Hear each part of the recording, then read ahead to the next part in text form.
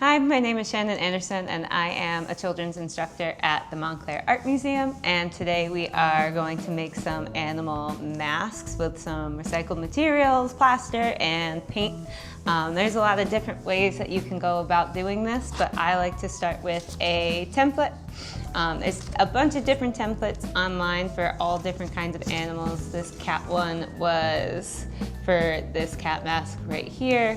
And so I just downloaded it off the internet. Today I'm gonna make a bunny because it's almost spring and bunnies are one of my favorite animals. So I just cut out the template and then I got a whole bunch of cardboard and cut out each of those shapes. Now on the template there's all these little funny markings on them to tape it together, and this kind of template I really like because you can start to make the pieces a little bit more 3D. So instead of having a flat bunny ear, you could have something like this. So then I just need to assemble my pieces. You could also change these, so if I wanted to make the ears taller or shorter, I could just do that while I'm cutting out the pieces.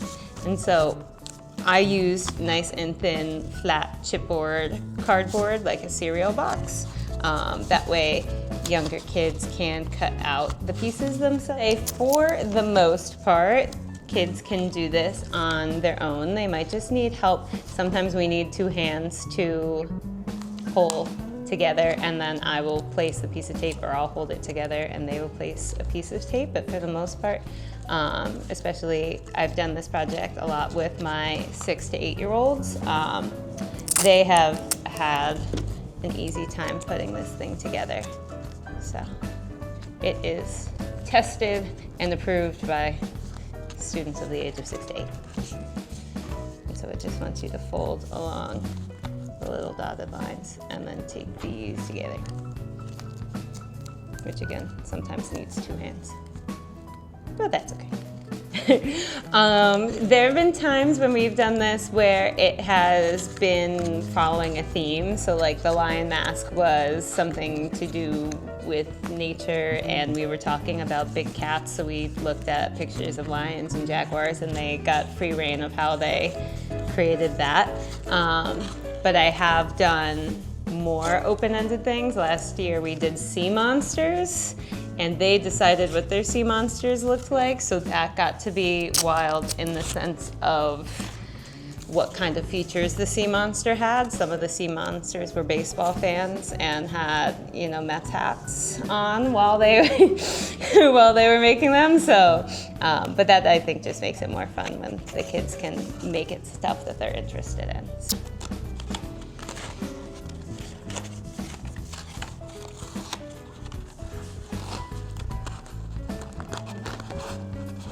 And so then the nose part just gets taped on here. And again, at this point, anytime the kids want to add something, we will add it. Besides cardboard, aluminum foil works really well to make things. If you were making an animal that has horns or any other kind of like funky feature, and then just taping it on with the masking tape. And then sometimes we cut eye holes, sometimes we don't cut eye holes. I, for the most part, let them decide that. But if we are doing eye holes, I let them draw them on and then I cut them out for them, just so that way we don't accidentally poke ourselves. But they come up with the shape, they come up with the design. I feel like watching you do this, like, I know you're cutting things, but like it feels very like origami adjacent. It is kind of origami adjacent, yeah. Because it's the folding, you know, where the pieces are. Once my whole thing is assembled, then I'm going to start with some of the plaster. This is the plaster gauze stuff. It's just cut into strips, and then it's kind of like fabric, but with the plaster powder in it, and it activates with water. I really like this stuff compared to paper mache because it doesn't have a weird hand feel as much, or as bad of a weird feel.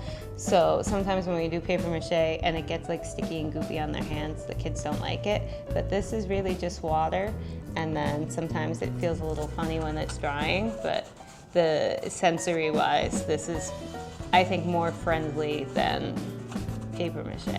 And so then all you do is dip it in the water and then just kind of rub it until all the little holes are gone. That's the important part, is they have to smooth it out a little bit. Because once it's dry, you can't smooth it out anymore. And then this is what's going to make it strong and sturdy and stay together. Compared to paper mache, the plaster is much stronger and sturdier, so even though we used thinner cardboard, it will turn out to be much more, again, sturdy.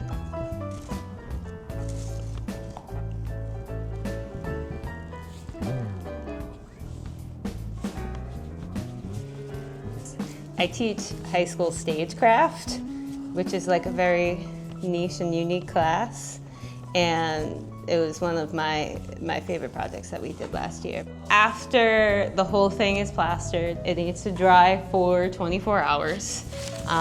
It'll feel cold as it's drying. Once it's not cold anymore, it is ready for paint. And what I will do with this project usually is one solid coat of paint for the whole thing. Before we start painting details. And that just makes sure that we fill in all the little tiny holes and all the little spaces. I also took some of the plaster pieces and just kind of squished them up to make like these little kind of eyelashy things. And then my little bunny nose, I just crumpled up one of the pieces of the plaster and put it on there. So then we're gonna paint it. So this is acrylic paint. I think acrylic paint works best. Works best with the mask and the plaster. Even if you went with paper mache, I think that the acrylic paint works the best because it does seal everything in, and the plaster receives paint very well because it absorbs it. So that's why putting one even coat over the whole thing makes it so that the plaster absorbs it. And then we have this nice, really pretty layer on there so that we can paint on top of it. So then we could keep it realistic if we really wanted to and paint texture and, you know, really look at a photo of a bunny, or we could do something like I'm gonna do, and I'm gonna paint a little design on my bunny. So I'm gonna do maybe some like fur lines that are a little bit stylized and orange, just because I think that would look pretty cool.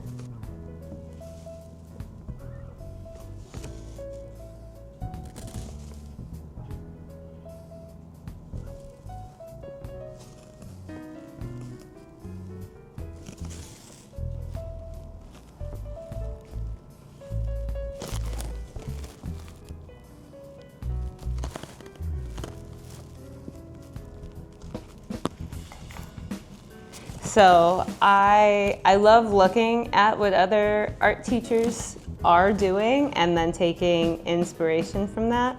And I think that's what's really nice about art teachers in the art community is there is no like, I've made this and it is my idea.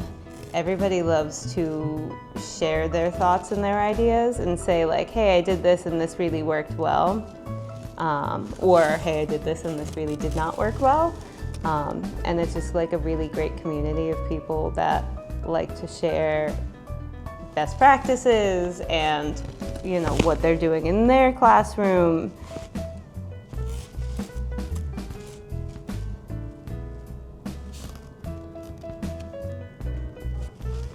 She's beautiful.